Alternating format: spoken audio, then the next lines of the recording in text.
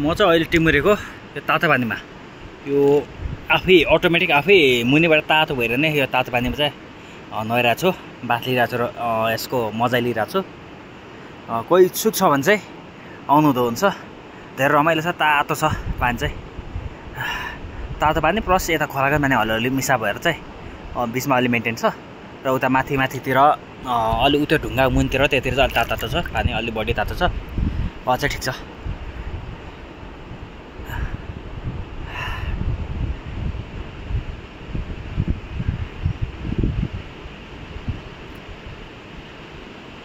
Just तातो भने मजा आउने रहेछ, रमाइलो छ, नेचुरली तातो भएको।